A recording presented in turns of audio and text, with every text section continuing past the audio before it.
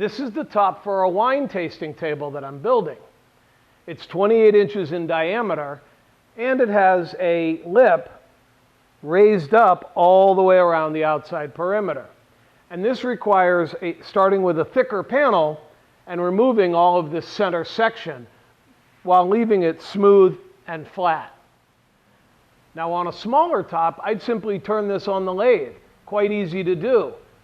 But this top is 28 inches across, and my lathe doesn't have that capacity. Very few do.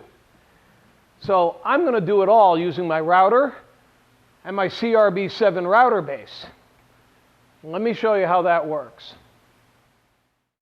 The first part of the process is accomplished with the large circle compass kit. The pivot block is screwed into the panel where the center of the table will be. Set the screw as far as possible into the panel while still leaving the pivot able to turn. The transition points of the various features of the table are marked out next, carefully measuring from the center of the pivot. In this case, the outside perimeter is marked, as well as the inner and outer borders of the raised lip. Now the CRB7 is connected to the pivot block using one of the compass rods, and adjusted so that the bit is close to where needed. The micro-adjust wheel is used for the exact setting of the bit. This allows for very precise setting of the bit to the alignment marks made earlier. Make sure that all adjustment points are locked down before attempting the cut. A half-inch bit is used to define the outside perimeter of the circle. Several passes are taken to cut most of the way through the panel, but leaving the waist attached for now. Knowing how to use the built-in depth stop on the router makes this process a lot faster and more accurate.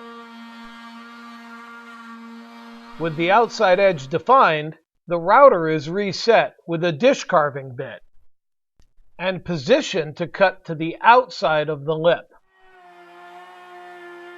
This wide flat-bottom bit needs to be plunged slowly and gently, but has the advantage of leaving a smooth flat bottom with a 1/4 inch radius in the corners.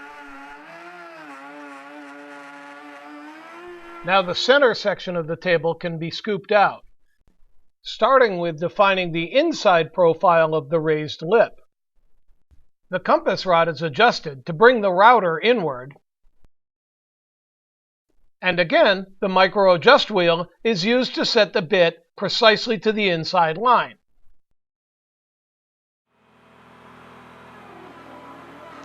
Provided all the clamping knobs remain tight, this compass or trammel setup provides great accuracy and control when cutting circular profiles. With the lip accurately defined, the router position can now be adjusted simply by moving the compass arm within the pivot block. And the depth stop is not adjusted to ensure that all the passes cut to the same depth. These cuts can be adjusted until the CRB7 itself hits the pivot block. But bear in mind that the outside of the CRB7 should be riding on the raised lip in order to keep the depth of cut consistent across the bottom of the pocket.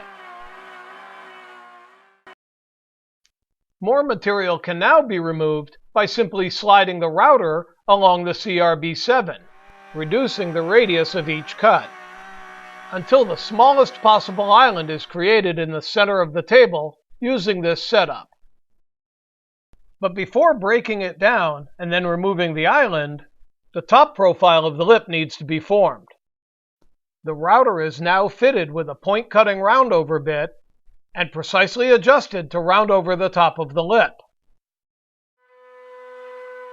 And of course, this requires a pass on the outside and then another on the inside of the lip, providing a clean radius on both sides.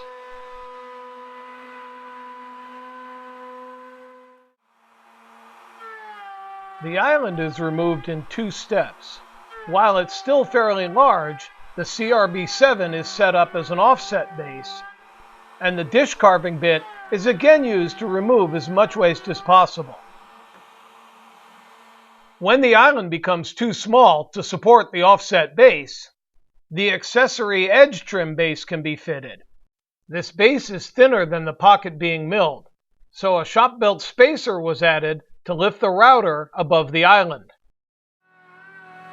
With the bit set flush to the bottom of the spacer and the CRB7 setup riding along the bottom of our pocket, the rest of the island can be removed safely and accurately.